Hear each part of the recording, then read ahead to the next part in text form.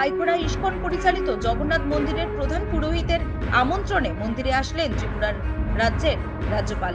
Baikhora ISKCON পরিচালিত জগন্নাথ মন্দিরের সার্বিক উন্নয়নে কাজ করে যাচ্ছে মন্দিরের প্রধান পুরোহিত প্রভু করুণেশ্বর মাধব দাস। প্রভুর উদ্যোগে মন্দিরের প্রতিনিয়ত নানা ধর্মীয় কর্মসূচি অনুষ্ঠিত করা হয়।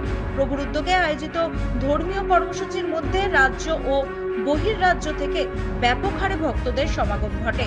বাইখোড়া ইস্কন পরিচালিত জগন্নাথ মন্দিরে আয়োজিত রথ সমগ্র ত্রিপুরা রাজ্যের মধ্যে দ্বিতীয় স্থান অর্জন করে। এই বছর রথযাত্রায় উপস্থিত থাকার জন্য ত্রিপুরার রাজ্যপালকে আমন্ত্রণ জানানো হলেও ওনার ব্যস্ততার জন্য উনি উপস্থিত হতে পারেননি। অবশেষে শুক্রবার দক্ষিণ জেলা সফর শেষে আগরতলায় ফেরার পথে মন্দিরের প্রধান পুরোহিতের আমন্ত্রণে সাড়া দিলেন রাজ্যের রাজ্যপাল ইন্দ্রসেনা রেড্ডি নাল্লু। মন্দিরে এসে তিনি সকলের মঙ্গল কামনায় পুজো দিলেন।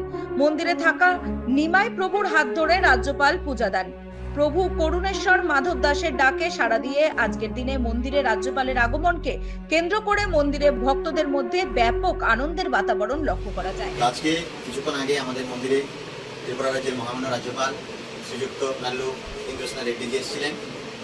আমি এই বছর গত এই রথে রথের সময় আমন্ত্রণ করেছিলাম, সময় দিতে পারিনি। তো সেই জন্য বলেছিলাম দক্ষিণ ত্রিপুরা সফরে যখনই আসবেন আপনি একটু আমাদের মন্দিরে জগন্নাথকে দর্শন করে যাবেন। আমি অত্যন্ত আনন্দিত, খুবই খুশি যিনি আমার কথা রেখেছেন, আমার অনুরোধ রেখেছেন। খুব সুন্দর পুজো দিয়েছেন, ভক্তরাও ছিল, খুব আনন্দ পেয়েছেন তিনি, আমরাও খুব আনন্দ পেয়েছি। আমি চিরকৃতজ্ঞ আমার রাজ্যপালের কাছে। আমি ভগবানের কাছে প্রার্থনা করি দীর্ঘজীবী হোক, সুস্বাস্থ্য কামনা করি এবং ত্রিপুরাবাসীরও মঙ্গল কামনা করি। আরে